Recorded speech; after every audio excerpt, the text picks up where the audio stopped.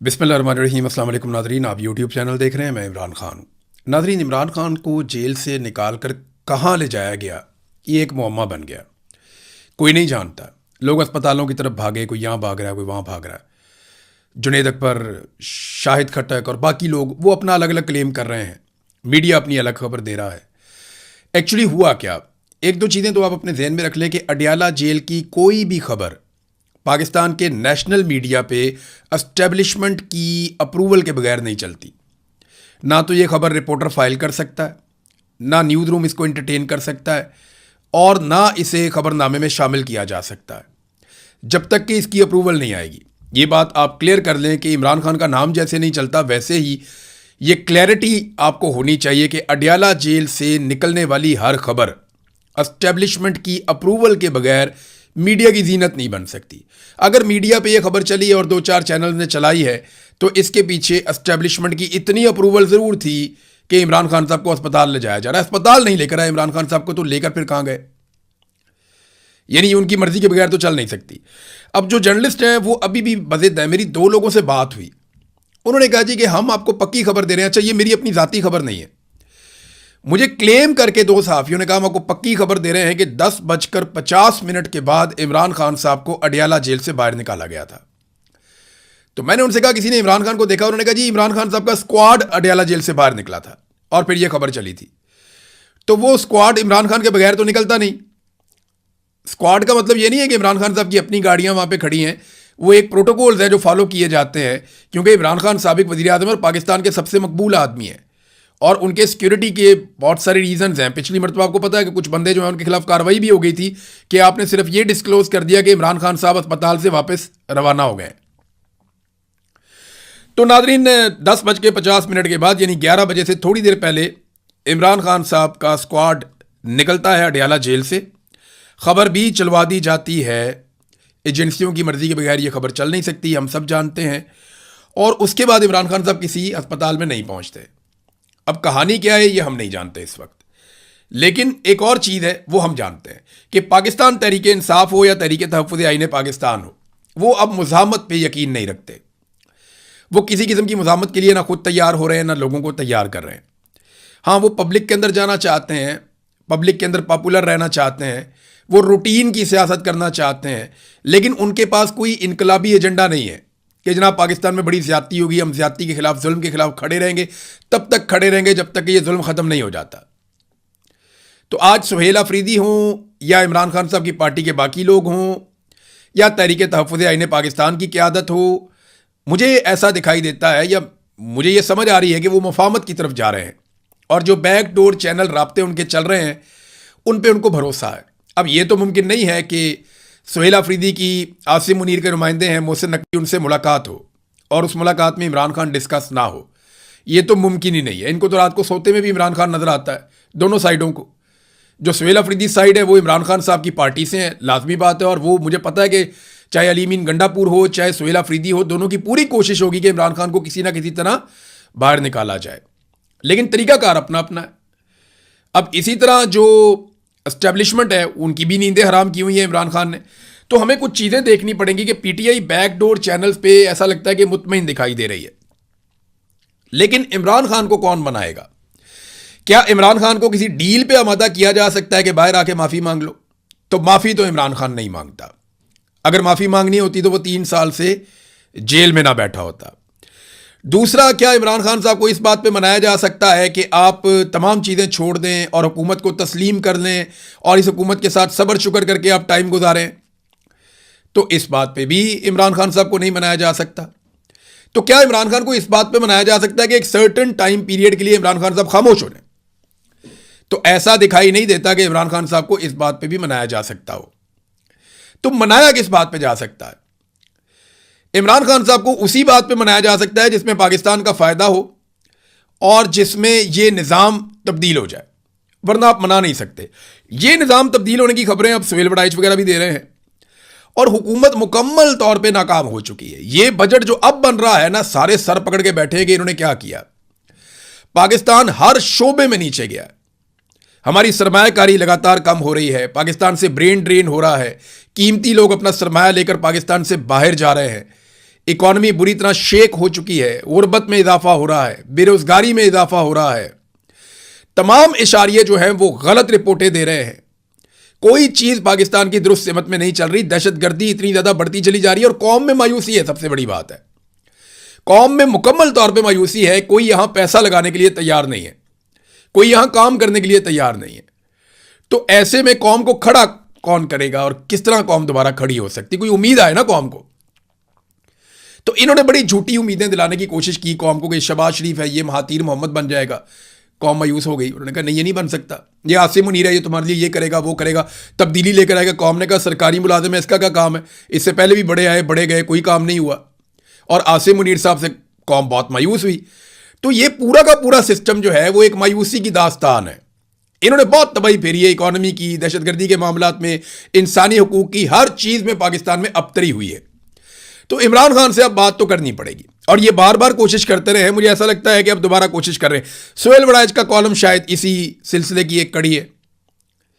फिर अली अमीन गंडापुर की जो फ्रस्ट्रेशन है, या वो जिस तरह से अब सामने निकल कर आ रहे हैं, या उनका गुस्सा बढ़ता जा रहा है, या उन्होंने अपने साथियों को एक एक करके सामने लाना शुरू कर दिया है, ये क्यों हो रहा है?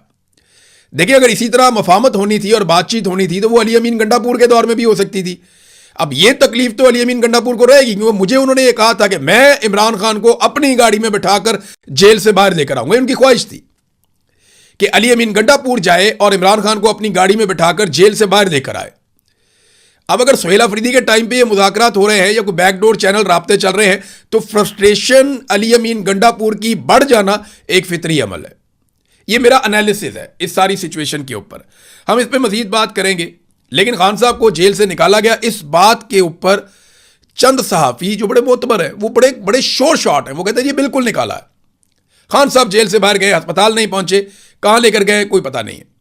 बहरहाल बुशरा बीबी की फैमिली की भी मुलाकातें नहीं हुई। और वो मैं आपको एक और बात भी बता देता हूं, जेल में जब मुलाकात करवाई जाती है तो बाकायदा हलफ लिया जाता है। बुशरा बीबी से भी हलफ लिया जाता है, ये मुझे एक सोर्स ने बताया। और फैमिली से भी हलफ लिया जाता है कि आप बाहर आकर कोई बात नहीं करेंगे। और बुशरा बीबी से हलफ लिया जाता है कि आप इमरान खान के बारे में इनसे कोई बात नहीं करेंगी। ये अभी लास्ट जो एपिसोड हुए एक दो, उनके अंदर ये हुआ।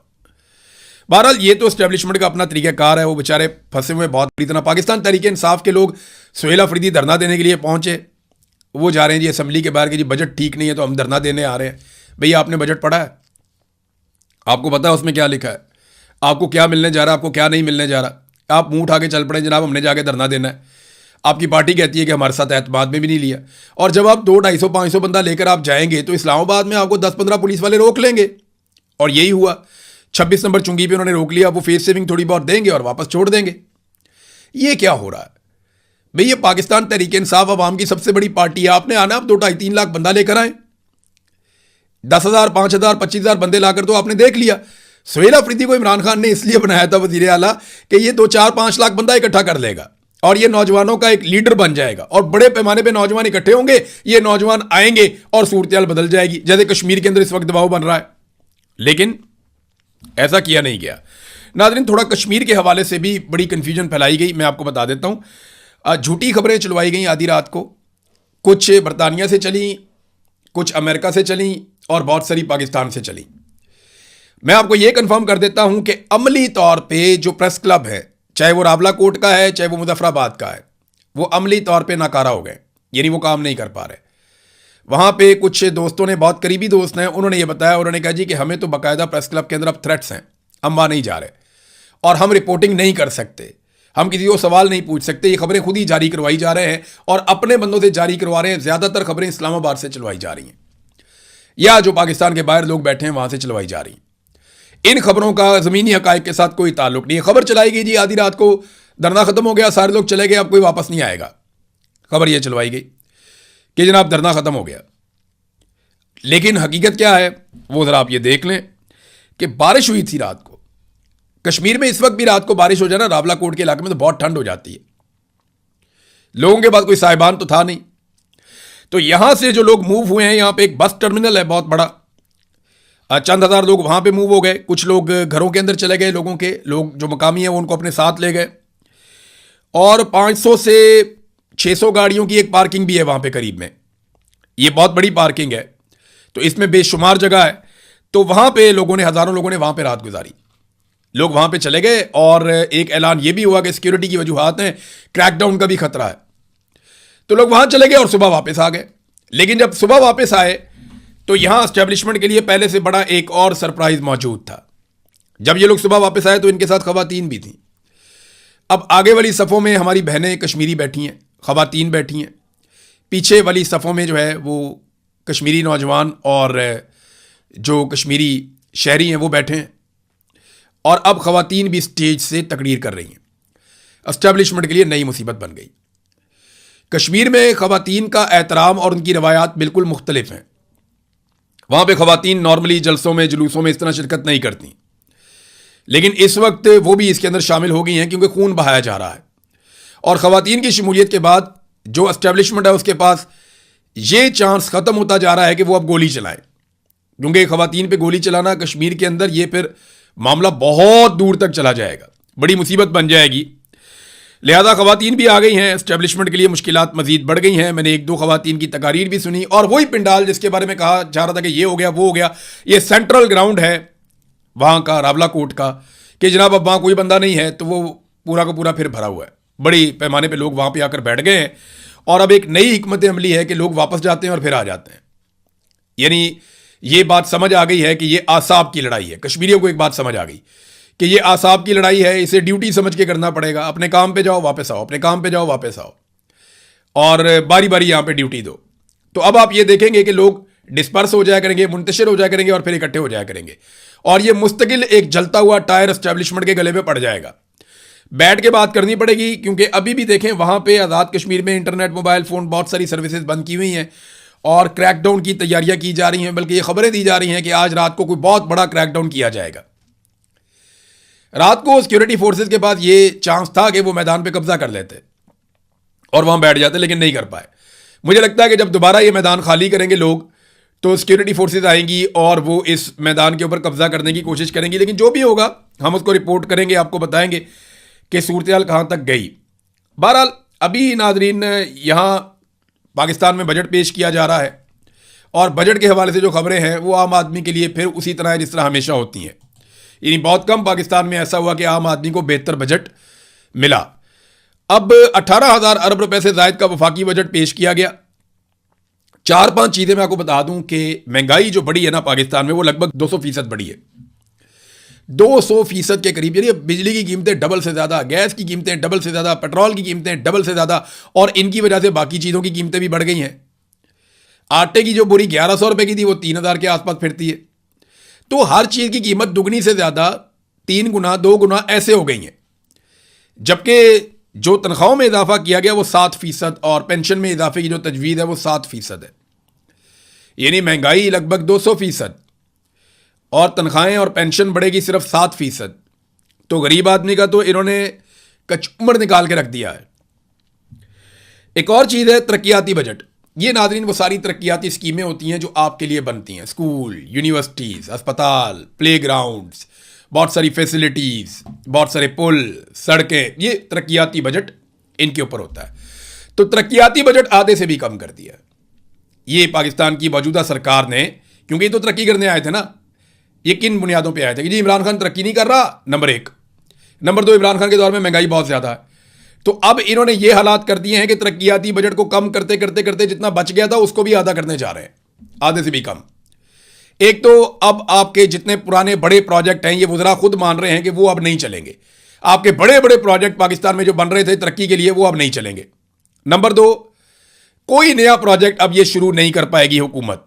यानी किसी नए प्रोजेक्ट पे अमल दरामद नहीं कर पाएंगे। जो चीज़ें हैं उनको बेच के ये गुजारा करेंगे कर्जे ले लेकर, और ये कुछ नहीं कर पाएंगे।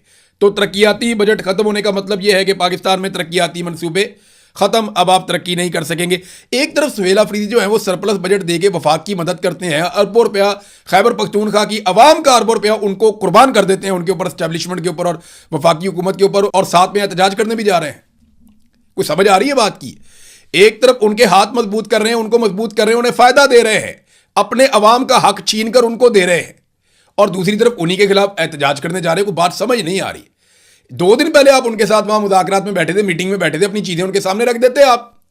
और अगर एहतजाज करना था तो वहां एहतजाज करते, बाहर निकल आते, कहते जी मैं एहतजाज करता हूं, मैं इस आदमी के साथ तस्वीर भी नहीं बनवाता।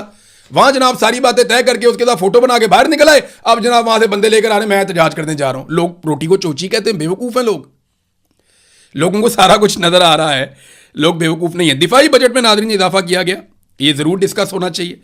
17.6% दिफाई बजट पाकिस्तान का बढ़ा दिया गया, बहुत अच्छा फैसला है। पाकिस्तान को अपना दिफा मजबूत करना चाहिए, लेकिन साथ ही साथ चंद चीजों की टाइमलाइन भी बतानी चाहिए। हमारे दिफा में जो मेन नुक्ता है, सबसे मेन नुक्ता वो ये है कि कश्मीर को आजाद करवाना है पाकिस्तान की फौज ने भारतीय फौज के साथ जंग करके, ये बताया गया हमें हमेशा। इसकी कोई टाइमलाइन बता दें कि अब बजट इतना ज्यादा बढ़ रहा है तो किस दिन कश्मीर आजाद हो जाएगा, थोड़ा ये भी बता दें। दूसरा ये बताएं कि इंटेलिजेंस एजेंसियों की नाकामियां खत्म करने का तरीकाकार क्या होगा, क्योंकि लगातार पाकिस्तान में दहशतगर्दी का ग्राफ ऊपर जा रहा है, ऊपर जा रहा है, ऊपर जा रहा है, ऊपर जा रहा है। तो ये दहशतगर्दी का ग्राफ नीचे कैसे आएगा, इसकी भी कोई टाइमलाइन बताएं, कैसे करेंगे। बजट जरूर बढ़ाना चाहिए, दिफा का बजट बढ़ाएं, लेकिन काम भी करें ना। आप जब भी किसी को पैसा देते हैं तो आप पूछते हैं कि तुमने कितना काम किया, क्या काम किया। तो बतौर पाकिस्तानी हमारी पूरी कौम का यह हक है कि हम पूछें कि जनाब हम इतना बड़ा दिफाई बजट दे रहे हैं, हमारे दिफा के लिए क्या किया जा रहा है, क्या कश्मीर आजाद करवा लिया जाएगा। भारत ने पाकिस्तान के पानियों के ऊपर जो कब्जा कर लिया है, जो लगातार वो रस्ते बनाता जा रहा है, डैम बनाता जा रहा है, क्या उन्हें गिरा दिया जाएगा डैम्स को, पाकिस्तान का पानी आजाद करवा लिया जाएगा, यह सवाल भी पूछना चाहिए। तो बजट जरूर देना चाहिए, दिफाई बजट में इजाफा बिल्कुल जरूरत हो सकती है, आपको दिफाई बजट में इजाफा करना चाहिए। 17.6% इजाफा किया, 70% भी कर लेते तो हमने क्या बिगाड़ लेना था। लेकिन सवाल तो पाकिस्तानी कौम पूछ सकती है ना कि कश्मीर आजाद कब होगा, पाकिस्तान का पानी जो है वो दुश्मन के कब्जे से कब छुड़वाया जाएगा, और पाकिस्तान में दहशतगर्दी कब खत्म की जाएगी। तो इन सवालात के जवाबों के साथ जो है वो एक टाइमलाइन दे दें, और साथ में दिफाई बजट जितना बढ़ाना है बढ़ाएं। डोनाल्ड ट्रंप ने नाजरीन एक ऐलान किया कि यूरोप के अंदर कहीं पे वो मुआहदा करेगा ईरान के साथ। लेकिन ट्रंप का दावा है कि जो मौजूदा खामनाई है, मुश्तबा खामनाई, उन्होंने मंजूरी दे दी है और कोई एमओयू साइन होने वाला है और कोई जंगबंदी का पक्का मुआहदा अमेरिका और ईरान के बीच में होने जा रहा है। और इसके लिए उन्होंने कहा कि यूरोप के किसी मुल्क पे हम ये करेंगे। ये तो पाकिस्तान में होना चाहिए था, क्योंकि सालिस पाकिस्तान है, जब अमेरिका का कोई साथ नहीं दे रहा था तो पाकिस्तान साथ दे रहा था। तो मैं आपको ये बता देता हूं कि जो टास्क दिया गया था पाकिस्तान के फील्ड मार्शल को डोनाल्ड ट्रंप की जानिब से, वो एज इट इज नहीं हो पाया। अमरीकी शराइत के ऊपर पाकिस्तान ईरान को नहीं ला पाया, ईरानियों ने अपने हकूक सरेंडर नहीं किए, ईरानियों ने जंगबंदी का वो तरीकाकार कबूल नहीं किया जिसमें जिल्लत हो। और यही टास्क था जो मिला था पाकिस्तान को कि आपने अमेरिका और ईरान की जंगबंदी करवानी है, लेकिन इस तरीके से करवानी है कि उसमें अमेरिका को बहुत बड़ी फेस सेविंग मिले और ईरान थोड़ा बैक फुट पे जाए। तो ईरान ने वो कबूल नहीं किया। हाँ, ईरान ने ये ज़रूर कहा कि सालसी होनी चाहिए, मुज़ाकरात होने चाहिए, मुआहदा होना चाहिए, ये वो कबूल करता है। लेकिन पाकिस्तान जो मनवाना चाह रहा था, अमेरिका जो पाकिस्तान के जरिए करना चाह रहा था, पाकिस्तान वो डिलीवर नहीं कर पाया। अगर पाकिस्तान वो डिलीवर करता तो याद रखिए ये मुआहदा पाकिस्तान के अंदर होता। वैसे होना पाकिस्तान में ही चाहिए, पाकिस्तान ने बड़ी कोशिश की है इसके बारे में, लेकिन ट्रंप कह रहे हैं कि जनाब यूरोप के अंदर होगा। तो अमरीकी शराइत और ईरानी शराइत जिस जगह पे जाके मर्ज हो जाएंगी ना, वहाँ ये मुआहदा हो जाएगा।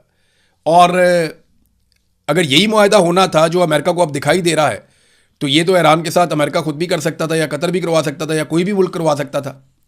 बहरहाल अब देखते हैं कि ये यूरोप में जाकर होता है, किसी और मुल्क में होता है, कहाँ पे होता है। इन चीज़ों पे हम नज़र रखेंगे, आपके साथ शेयर करते रहेंगे। अब तक के लिए इतना ही, अपना ख्याल रखिएगा, अपने इस चैनल का भी। अल्लाह हाफिज़।